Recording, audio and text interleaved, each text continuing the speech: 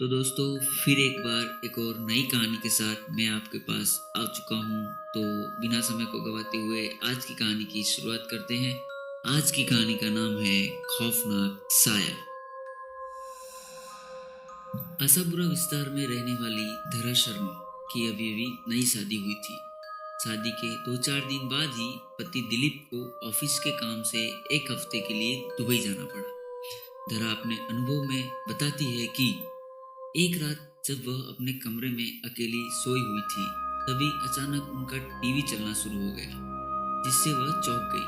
उन्होंने तुरंत उठकर टीवी बंद कर दिया और फिर से सोने की कोशिश करने लगी। थोड़ी देर बाद उन्हें महसूस हुआ कि उनकी बगल में बिस्तर पर कोई लेटा हुआ है। टीवी की अपने आप चलना और फिर किसी का मौजूदगी का एहसास होना घर में अकेली लेटी महिला को डरा देने के लिए काफी था। धरा जिस करवट लेटी थी उसी करवट लेटी रही। उन्हें समझ नहीं आ रहा था कि करे तो क्या करे। खुद को समझाने के लिए उन्होंने सोचा कि शायद ये उनका वहम होगा, लेकिन थोड़ी देर बाद उन्हें फिर से वही अनुभव हुआ कि जिससे बिस्तर पर गद्दा दब रहा हो और बगल में लेटा कोई करवट बदल रहा हो। इस एहसास से धरा के तो रोंगटे खड़े हो गए। वह समझ नहीं पा रही थी कि यह सब हो क्या रहा है। बहुत हिम्मत जुटाकर वो बिस्तर से उठी और पीछे पलटकर देखा, वहां कोई नहीं था। लेकिन जब उनकी नजर गद्दे पर पड़ी तो धरा का दिल दहल गया। गद्दा नीचे की ओर दबा हुआ था और ऐसा दिख रहा था जैसे उस पर कोई इंसान लेटा हुआ है। अब वह चिल्लाना चाहती थी, पर खौफ और डर के मारे उन्हें हल्के से आवाज तक नहीं निकाली। दिल की धड़कन बहुत तेज हो चली थी। घबराहट में धरा ने तकिया उठाकर उस जगह पर फेंका जहाँ गद्दा दबा हुआ था। ऐसा करते ही बिजली की तेजी से गद्दा ऊपर आकर ठीक हो गया और धरा को ऐसा भास हुआ कि वहां से कोई परछाई तेजी से उठ खड़ी हुई हो। इसके बाद करीब 30 मिनट तक कोई हलचल नहीं हुई।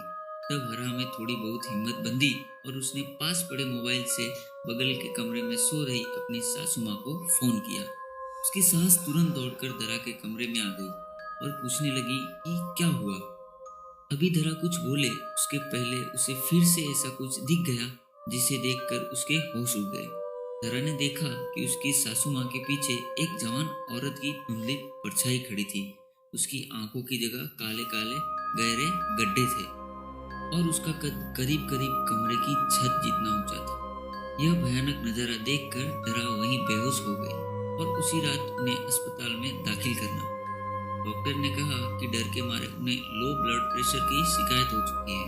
धरा के ससुराल वाले वह मकान छोड़ने को राजी नहीं है, इसलिए धरा आज भी अपने मायके रहती है।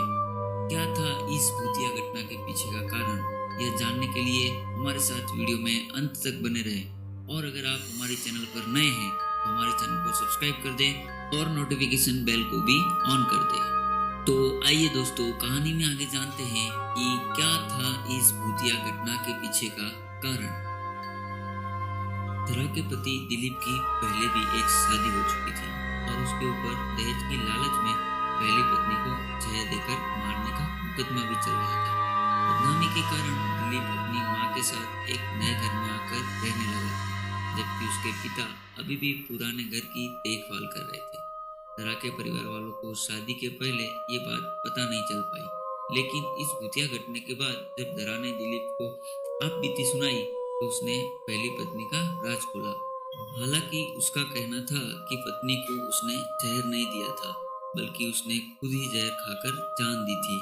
अदालत में अभी भी ये मामला लटका हुआ है। तो दोस्तों आज की कहानी आपको कैसी लगी ये हमें कमेंट में ज़रूर बताएं, और आगे आप कैसी नई अच्छी कहानियाँ सुनना पसंद करेंगे ये भी हमें कमेंट में ज़रूर बताएं।